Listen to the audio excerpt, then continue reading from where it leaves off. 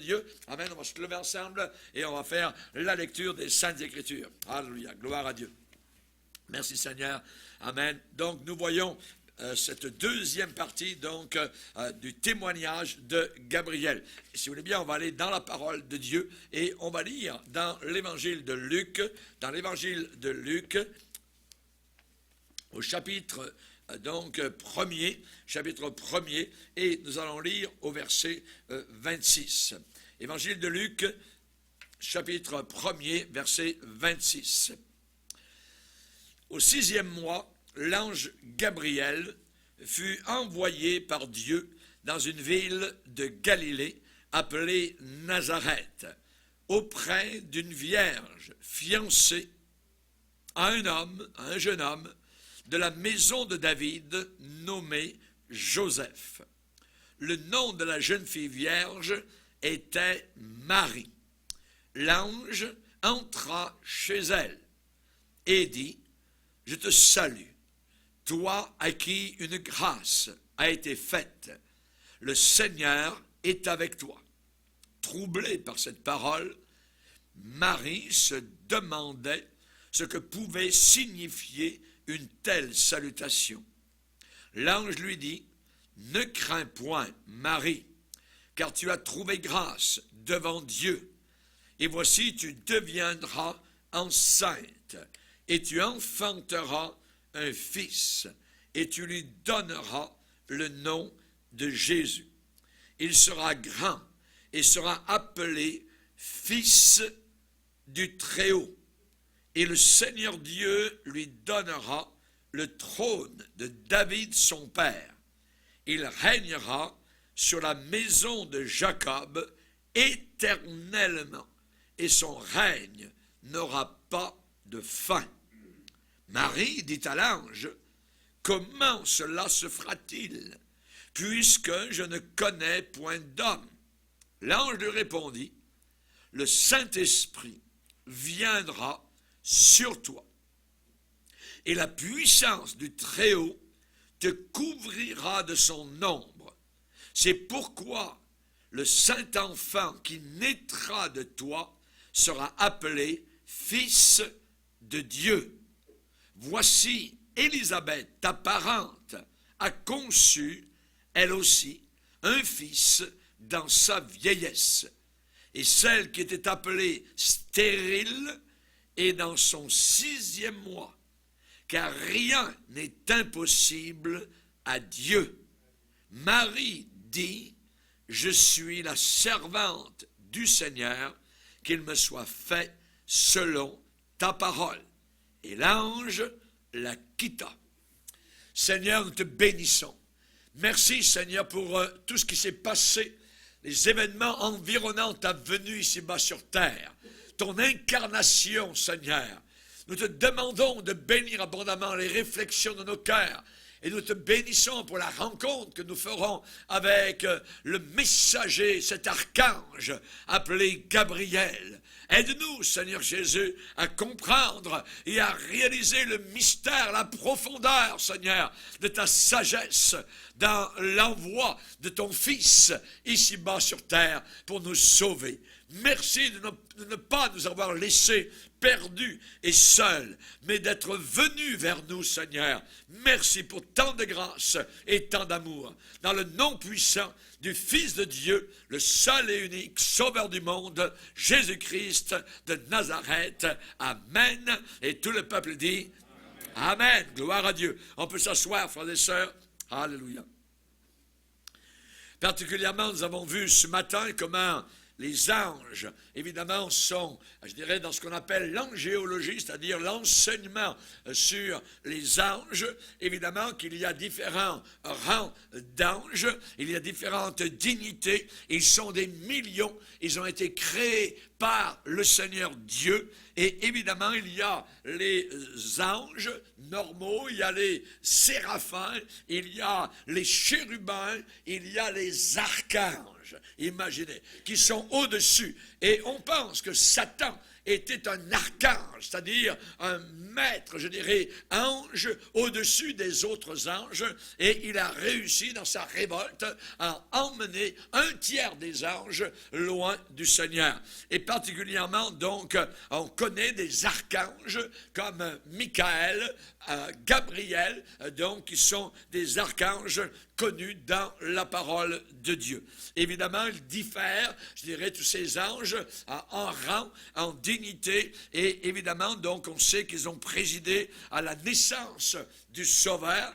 Ils ont annoncé sa venue à des bergers à Bethléem. Ils ont annoncé sa résurrection. Un ange a soutenu Jésus-Christ dans le jardin de Gethsémane. Imaginez le combat quand ces porcs de peau ont laissé couler en suinté du sang dans le combat intense qu'il a accompli dans sa prière pour chacun de nous à Gethsémane. Un ange est venu le soutenir dans ce combat-là, voyez, et on sait encore que ce sont des anges qui ont annoncé sa résurrection donc aux femmes, et on sait qu'au travers des actes des apôtres, ils ont agi très souvent pour délivrer des apôtres de prison. Ils ont ouvert donc toutes sortes de lieux. Et on sait que Gabriel, particulièrement, nous le voyons mentionné au moins 4 fois, donc, dans les Saintes Écritures, et il a été évidemment, je dirais, sans qu'on nomme son nom, il a été, on va le voir, donc, ce soir, et on sait que particulièrement, donc, il a été envoyé au prophète Daniel pour lui expliquer une certaine vision. Il a été envoyé encore au prophète Daniel un peu plus tard pour l'instruire et lui révéler la prophétie, donc, concernant les 70 semaines, hein, on en parlera peut-être un jour de cela, c'est formidable, c'est merveilleux, et beaucoup plus tard, il a été envoyé, donc cet archange, l'archange Gabriel à Jérusalem, pour annoncer à un vieux sacrificateur qu'il allait donc avoir un bébé, un fils, dans son vieil âge, avec sa femme qui était vieille aussi, stérile, et qu'il devait l'appeler Jean. C'était donc Jean le Baptiste. C'est Gabriel qui est allé annoncer cela à Zacharie. Ensuite, Gabriel a été envoyé à Nazareth, donc on vient de le lire, pour y saluer une jeune fille vierge appelée Marie, donc à qui il a été accordé particulièrement, donc on l'appelle Myriam ou Marie, donc elle a eu les honneurs, je dirais, d'être la mère du Messie, de porter le Messie dans son sein, et on sait que Gabriel se tient particulièrement à un endroit dans l'univers, c'est devant le trône de Dieu. C'est un archange qui se tient devant Dieu. Il l'a dit donc lui-même à Zacharie en disant « Je me tiens devant Dieu ». Et j'ai été donc envoyé pour te parler et pour t'annoncer cette bonne nouvelle. Donc il se tient devant Dieu et parfois donc le grand Dieu Tout-Puissant l'envoie en mission. Et nous allons aller vers lui encore donc ce soir et nous allons lui poser la question, Gabriel, est-ce que tu peux nous parler donc de ce qui est arrivé particulièrement lorsque tu as été envoyé vers la jeune fille, vers cette jeune fille appelée Myriam. Donc, est-ce que tu pourrais nous en parler? Oui, avec plaisir. Je vais vous parler donc du message et aussi donc de ce qui est arrivé lorsque j'ai rencontré cette jeune fille. Moi, je vais d'abord me présenter. Je m'appelle Gabriel et je suis un archange. Et un jour, donc, Dieu m'a donné cet ordre de mission et il m'a dit, voilà, Gabriel, eh bien, voilà ta prochaine mission. Tu vas aller vers une jeune fille qui est très pieuse, elle est totalement vierge, elle est fiancée à un jeune homme très sensible, très pieux, lui aussi. Et ça va se passer, Gabriel, à Nazareth. Tu vas aller au nord d'Israël, dans cette petite ville de Galilée. Et j'ai préparé donc ce couple-là, je les ai préparés depuis leur enfance, et ils ont été élevés par de très bons parents qui eux aussi craignaient Dieu, et leurs parents ont étudié ma parole de tout leur cœur, et ils ont voulu m'obéir avec fidélité. La jeune fille, Gabriel, s'appelle Myriam. Tu vas aller maintenant vers elle et tu vas lui dire qu'elle va devenir la mère du Messie. Tu vas aller vers elle. Et moi, Gabriel, lorsque le Seigneur Dieu m'a demandé cela, j'ai dit, oui Seigneur, mais pour le jeune homme, que dois-je faire? Et Dieu m'a répondu, il m'a dit, pas tout de suite. Il faut tout d'abord que je l'enseigne beaucoup. Je vais me servir de cette épreuve pour préparer Joseph à la tâche difficile d'élever le Fils de Dieu. Et moi, Gabriel, j'ai eu pitié. J'ai eu pitié du jeune homme Joseph à cause de ce qu'il allait devoir souffrir, de ce qu'il allait devoir supporter, endurer.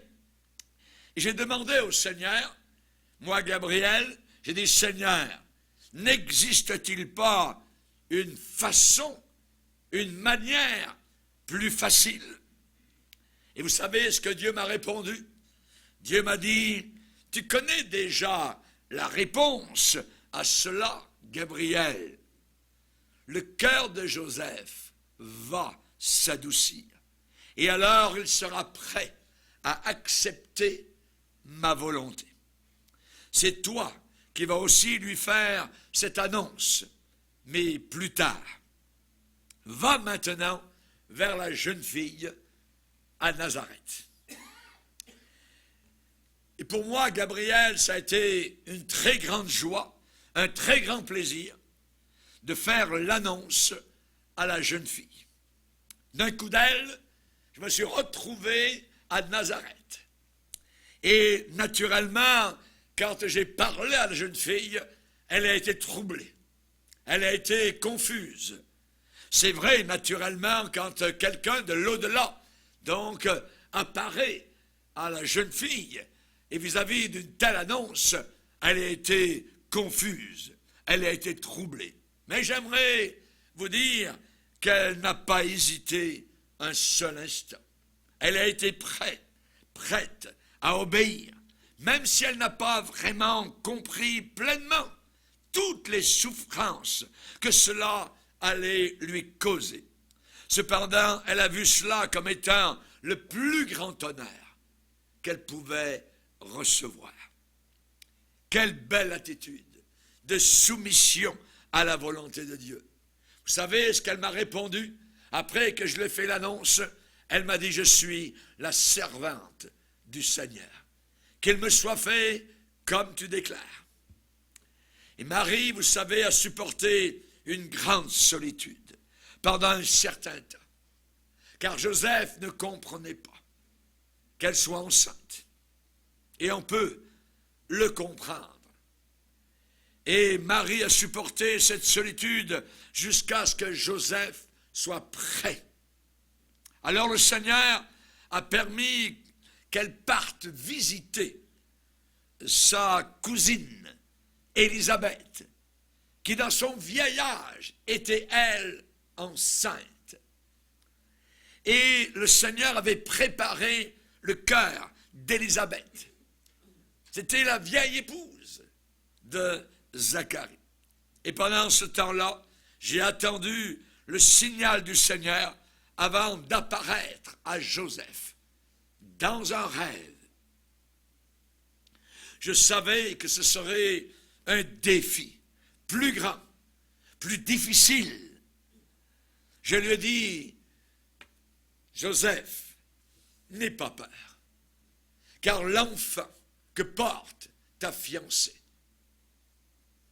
il ne vient pas d'un jeune homme de la région, mais c'est le Fils de Dieu. C'est l'Emmanuel que Ésaïe le prophète, rappelle-toi, avait annoncé. La jeune fille vierge serait enceinte. Joseph, ne crains pas. Ce que Myriam, celle que tu aimes de tout ton cœur et avec qui tu veux passer ta vie entière, elle n'est pas enceinte d'un jeune homme.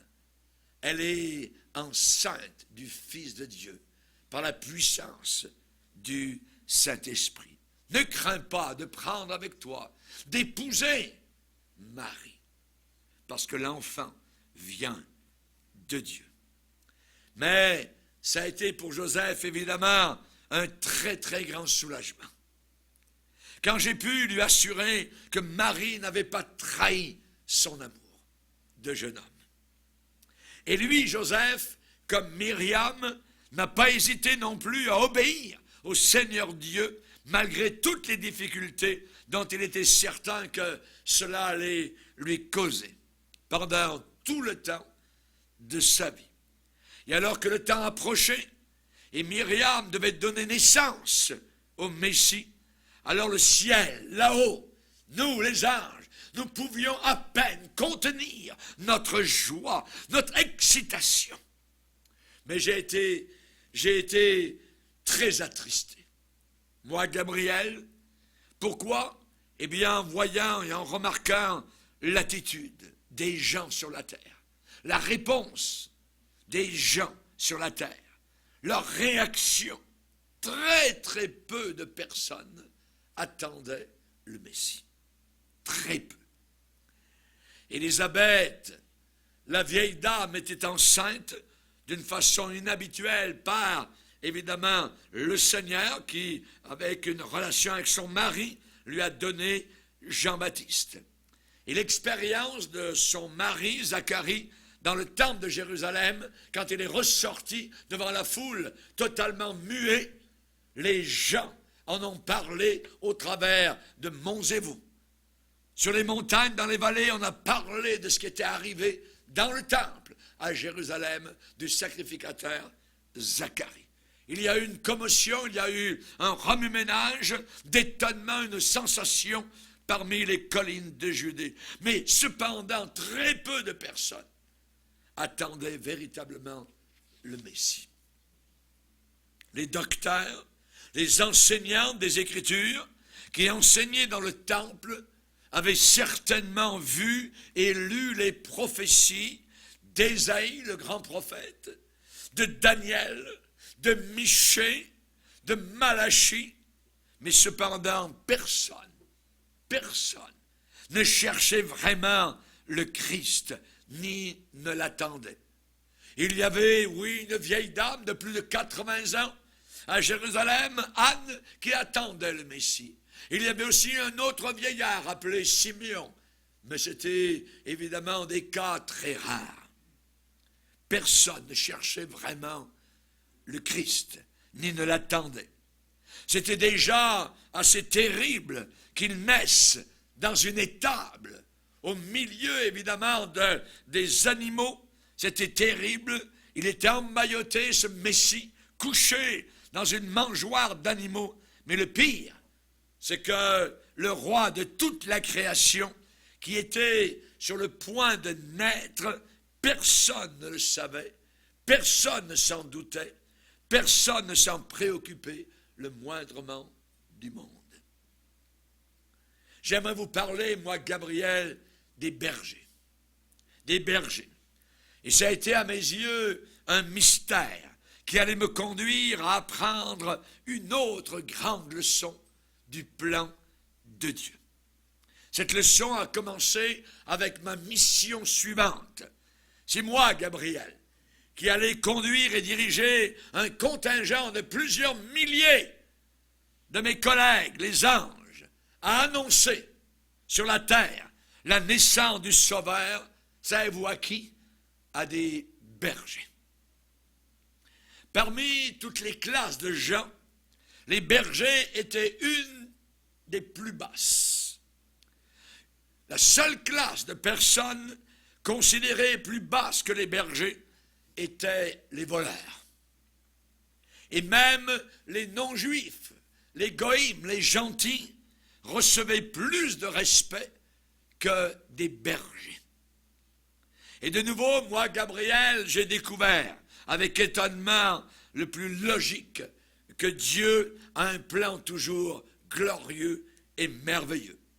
Car si ça avait été moi, mon propre plan, à moi, Gabriel, alors j'aurais réveillé tout le monde en Israël lorsque le Messie est descendu. J'aurais réveillé, j'aurais trompetté la naissance du Sauveur dans le temple à Jérusalem, dans les cours des palais royaux. J'aurais demandé, moi, aux gens importants, d'accueillir le nouveau roi sur la planète Terre.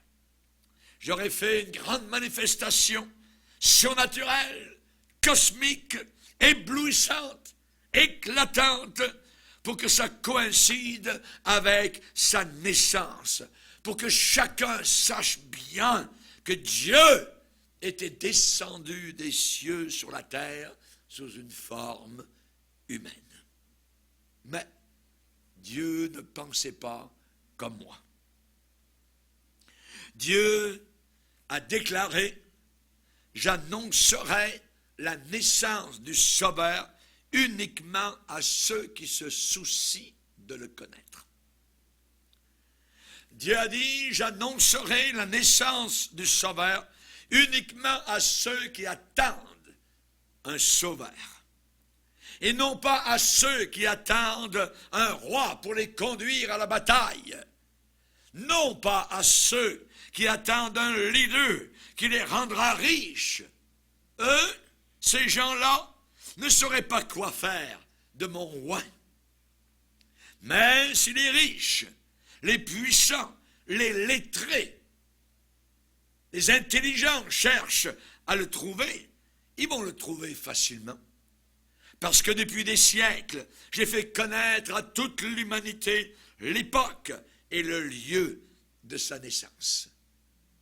C'est moi, le Dieu éternel, qui ai dit au travers de Michée: et toi, Bethléem, tu n'es certes pas la plus petite d'entre les villes de Juda, car de toi, Bethléem, sortira pour moi celui dont l'origine remonte au temps de l'éternité. Donc, moi, Gabriel, j'ai trouvé un petit groupe de bergers qui gardaient leurs troupeaux et qui passaient dans les champs les veilles de la nuit, juste à quelque distance de Bethléem. Et une fois que le Sauveur fut né, je les ai approchés doucement pour ne pas trop les effrayer.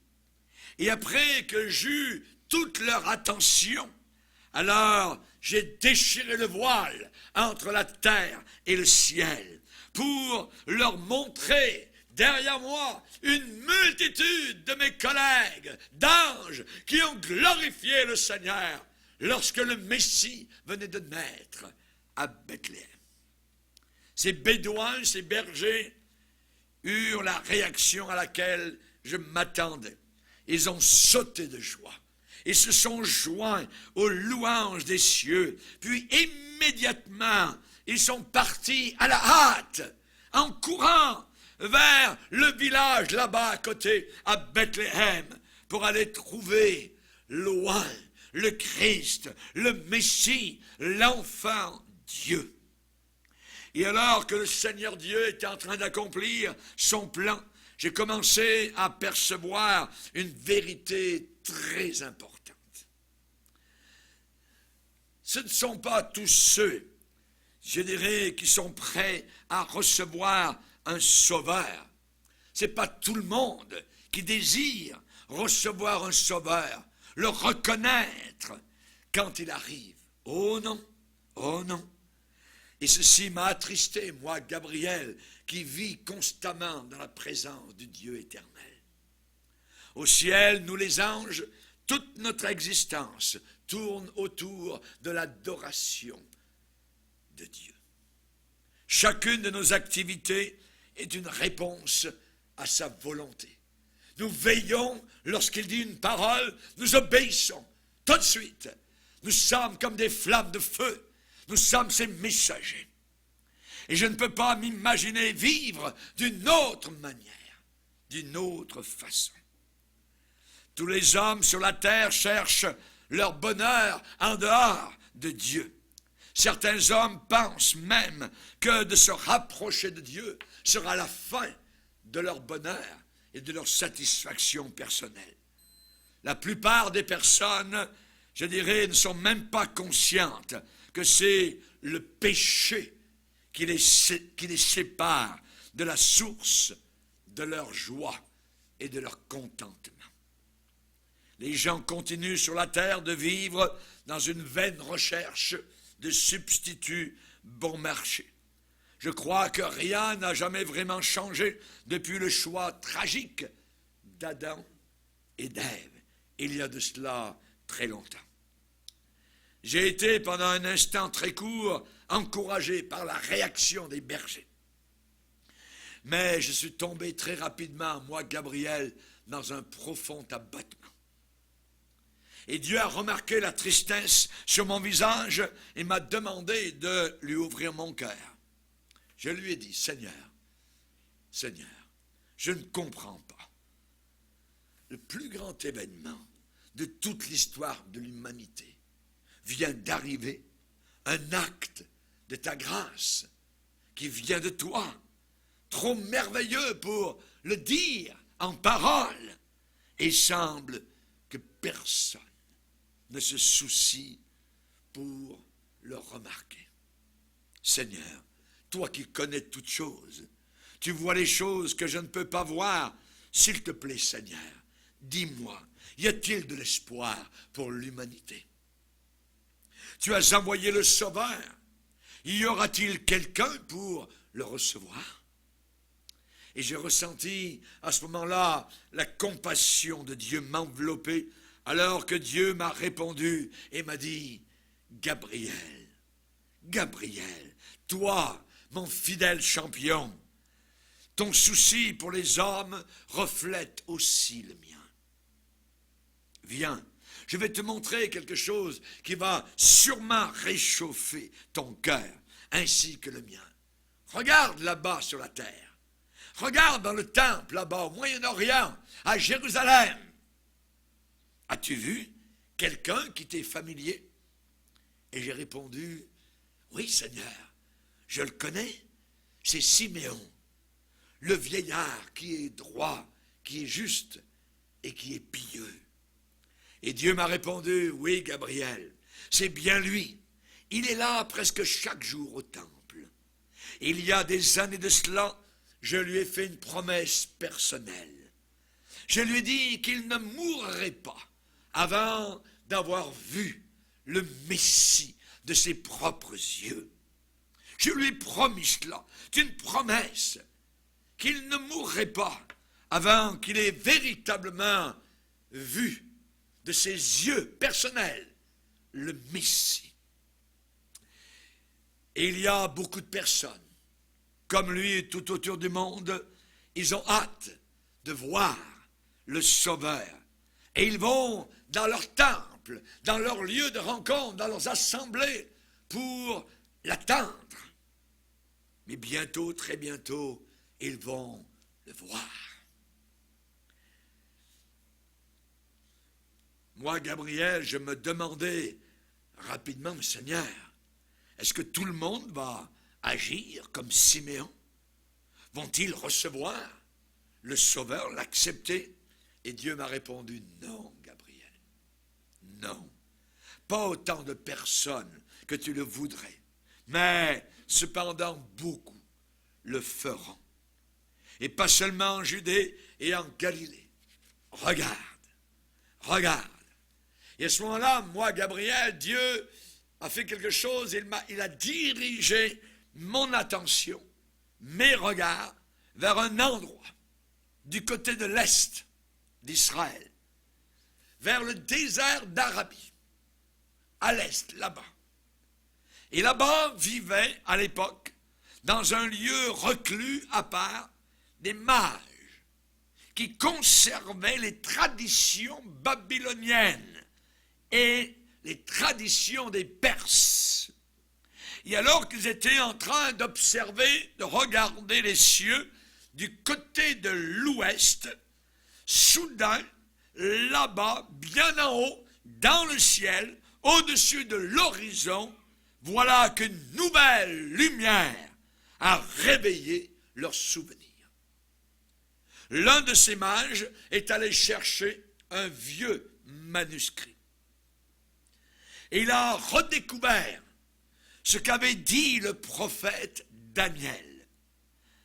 Et après avoir comparé ces cartes avec le ciel, il a sondé, il a cherché, il a fouillé dans les écritures hébraïques pour avoir la signification des étoiles. Et il a trouvé vite la réponse. Oui, un roi. Un roi. Et pas seulement un roi, mais le roi des Juifs. Un roi qui éventuellement allait gouverner et régner sur le monde entier. Et ce mage, là-bas dans les pays de l'Est, à l'Est d'Israël, ce mage savait qu'une délégation devait être envoyée pour faire des recherches sur cette chose formidable et royale qui venait de se passer quelque part en Israël. Et cette délégation ont pris le chemin donc du pays d'Israël. Ils ont choisi un certain nombre de représentants et ont formé une expédition pour aller vers la capitale d'Israël, appelée Jérusalem. Dans quel autre lieu que dans la capitale pouvait-il s'attendre à trouver un roi? Et ils ont voyagé plus de 3 mois pour voir le nouveau roi. Et quand ils l'ont trouvé à côté de Jérusalem, à Bethléem, ils ont fait quelque chose d'extraordinaire. Ils se sont prosternés devant l'enfant et ils l'ont adoré. Comme nous, les anges, nous adorons le Fils de Dieu. Hérode, malheureusement, le roi qui régnait sur Israël, eh bien, n'était pas évidemment très content. Quand nous sommes arrivés à Jérusalem, quand les mages sont arrivés à Jérusalem, il y a une réaction du roi Hérode. Évidemment, devant l'annonce de la nouvelle naissance d'un Messie, eh bien, les mages ont soulevé, ont excité la jalousie de ce roi Hérode. Et voilà que ce roi Hérode a dirigé, je dirais, une chasse à mort à l'enfant Dieu. Il l'a cherché, non pas pour l'adorer, mais pour le tuer, pour le détruire. Et sa recherche, la recherche d'Hérode a été sans pitié, et il a entraîné un massacre en masse de tous les petits garçons dans la région de Bethléem, âgés de 2 ans et en dessous. Et on a entendu dans les rues et les ruelles et dans la campagne les cris des mères qui ont crié la mort de leurs enfants. Mais moi, Gabriel, le Seigneur Dieu m'a envoyé avertir Joseph. Et je l'ai averti en pleine nuit. Et je lui ai dit, je l'ai instruit pour qu'il prenne toute la petite famille pour aller la mettre en sécurité dans un autre pays, au sud, en Égypte. Là où ils allaient vivre pendant environ 3 ans. Puis après ce temps-là, j'ai averti Joseph et je lui ai dit de retourner à la maison en Galilée parce que Hérode, le méchant roi, était mort et décédé et enterré. Mais juste pour être plus sécuritaire, Joseph a choisi de s'établir à Nazareth. À Nazareth. Là, Nazareth était une petite ville perdue, oubliée, et Joseph allait faire son métier là et enseigner à Yeshua tout ce qu'il connaissait sur la loi, sur les prophètes, sur les écrits, et attendre le jour où il pourrait lui expliquer qu'il l'avait adopté. Et alors que le garçon grandissait et se fortifiait en sagesse, en stature et en grâce devant Dieu et devant les hommes, j'ai vu, moi, Gabriel, le drame qui s'était joué à Bethléem se répéter fois après fois. La plupart ont ignoré totalement Jésus-Christ.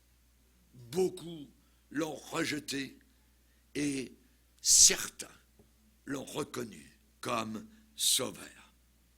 Et ces gens-là, comme les mages, se sont prosternés et l'ont adoré.